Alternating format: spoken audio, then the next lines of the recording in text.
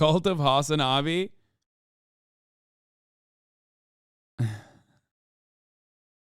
They're bullying him. You hate to see it. You hate to have the guy who Obama uninvited from his birthday so we could have Beyonce and Jay-Z there shit on you like this on television, okay? Like, straight up. 3/4 of these people around. But let me tell you something. Jake said that he's made a cornucopia of concessions. He's surrendered. I mean, the truth of the matter is, whether the 20 want to accept it or not, they've won. They've won. Either McCarthy becomes a neutered, powerless speaker who has a sword of Damocles over his head that could fall at any time because anybody in that body could call to vacate the chair, or someone else becomes speaker.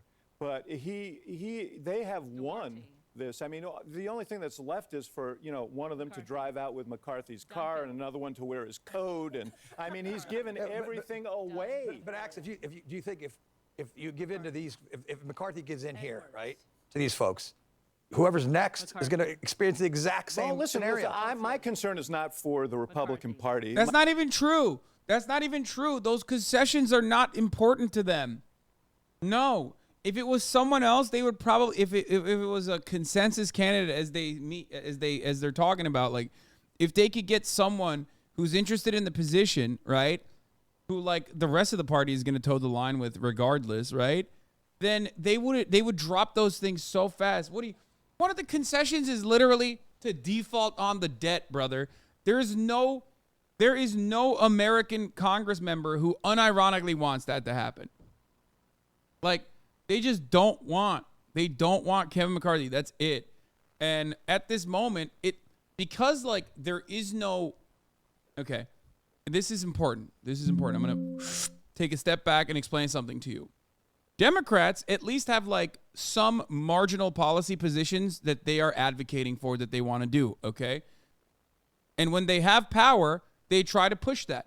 Republicans, when they have power, they have only one policy position that they want, okay? Tax cuts for the wealthy.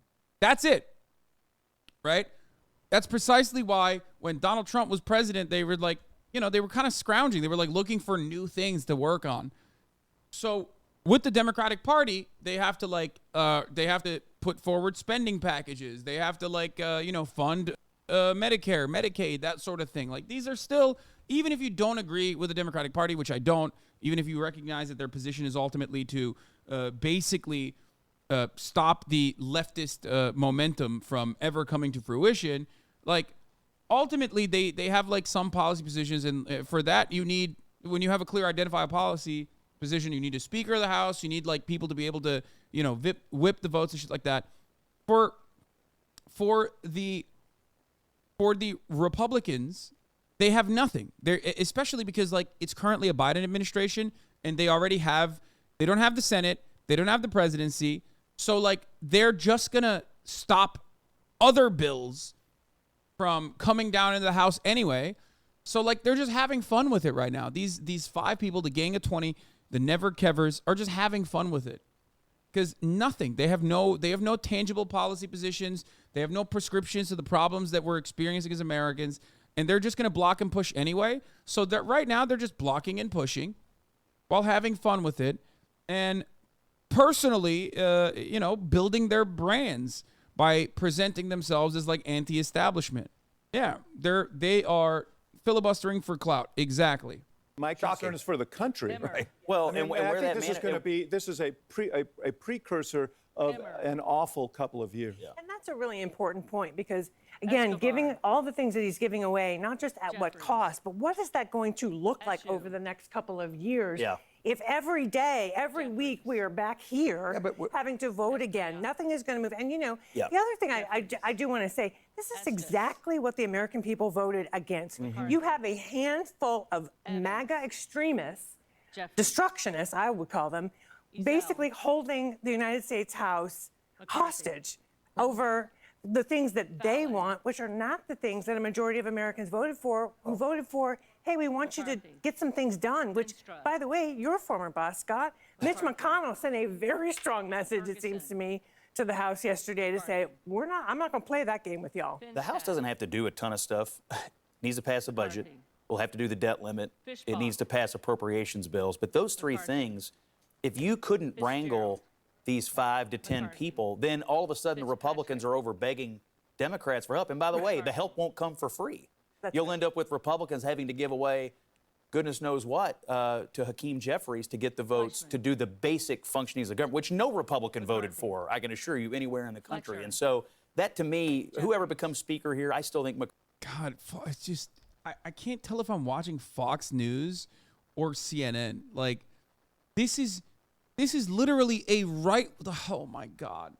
This shit is so frustrating to watch. It's like, dude, they're supposed to be like the objective name in news. And it's like, they're basic. I mean, this guy is like very clearly a Republican, okay? A Republican talking head who is talking about how like a power sharing agreement would be awful for the Republican Party because no Republican voted for that. It's like, what are you? Oh my God. Bro, you saw their plans last year. They wanted this. I mean, yeah, it's just so awful. I hate liberal media. CNN hasn't changed. They always have been this way. They're just becoming more and more right-wing because America is super fucking right-wing, at least in the way that it churns out policy, okay? It's the sad fucking truth. There's not really much you can do about it, unlike the top of the hour ad break, which is also a sad truth. A 3-minute ad break comes and goes at the top of the fucking hour. But there is something you can do about it. You can subscribe for $5 or for free with a Twitch Prime by connecting your Amazon Prime account to your Twitch account. You can also get gifted a sub if you're lucky, right? That is one thing you can do to avoid the ads at the top of the fucking hour. All right? Here's the 3-minute ad break now. It's coming to you. Milk Carton Kid, thank you for the 5 gifted subs, allowing 5 people to no longer see the ads at the top of the hour. Can you shut the fuck up and just play the ad? It's 3 fucking minutes long, and your Prime shill makes it 5 minutes. No. Eggsabzy112, thank you for the 5 gifted subs. Got a Fist, thank you for the 5 gifted subs. Peachy Zach, thank you for the 5 gifted subs. All you motherfuckers saying true right now. I guess we're not there when we had numerous fucking conversations about Segways. And whether I should keep them or whether I should automate them. Live from Capitol Hill. Chat? John, good afternoon. The House is now in the middle of a 7th vote for Speaker, but they're going to have an 8th vote. That's because there are enough votes to block Kevin McCarthy on this ballot. Now, just a couple of moments ago, we had a vote by Matt Gaetz for Donald Trump. Keep in mind that the Speaker of the House does not have to be a member. Now, the key in these roll call votes today is for Kevin McCarthy to demonstrate signs of progress. McCarthy has been stalled at 202 or 201 votes since Tuesday. He needs to get closer to 218. John James, a freshman of Michigan, nominated McCarthy. James said the GOP needs to learn how to win. And then he noted that he's a fan of the Detroit Lions. Now, Dan Bishop of North Carolina nominated Byron Donalds. If the House winds up in another lengthy vote series, members say that shows McCarthy lacks the votes. The problem for McCarthy is making concessions to one side and alienating others. Now, there are demands from McCarthy opponents for positions on key committees. They also reserve the right to call a speaker vote in the middle of the Congress if they don't like McCarthy. Now, here's something to watch. Potential absences that could either help or hurt McCarthy depending on who is out. 1923, it took 9 votes to elect the Speaker. We're not quite there yet, but in 1923, it also took 3 days. This is day 3. Now, right now on the scoreboard, there are 14 votes against Kevin McCarthy. He can only lose 4 if we're at 434 members voting. And so that's the issue. We're at 14 votes, so we're going to go to an 8th vote here, an 8th vote. The question is whether or not they do that right away. Last night, we had an adjournment for several hours. There's no way to explain, like, your 5 why some reps do not want McCarthy, because, like, you literally need to be a 5-year-old to understand. Like, it's not, like, you need to have the operational capacity of a 5-year-old to begin with to make these choices. Like, there is no other way. I can't explain it to you like you're 7 if you ask me, because it's literally like they just don't like him. which is fine. I don't like him either. Fuck that guy. Okay? That's it. Yeah, he's just like, oh, he's a meanie bobini, and I no like him. That's it. And also, they have the ability to stop him. And that's pretty much it. That's literally it. They have the ability to stop him, so they're using it. That's it. They came back. Was he not right wing enough, dude? No. That's not a thing. That's not a fucking thing. Was he not right wing enough? Yeah, okay, bro. Yeah, sure. The fuck do you mean? Was he not right wing enough? And then the House adjourned again. They voted to adjourn. You have to have enough votes to adjourn. You had McCarthy allies who wanted the adjournment.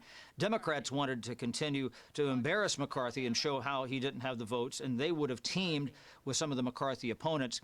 That vote to adjourn passed by one vote. It was a very close ballot, so it's unclear if they would even be able to adjourn or be compelled to continue to do this over and over and over again. Keep in mind that the rule is you have to keep voting until you get a Speaker of the House. And 3 days now of not having a House of Representatives fully constituted. John?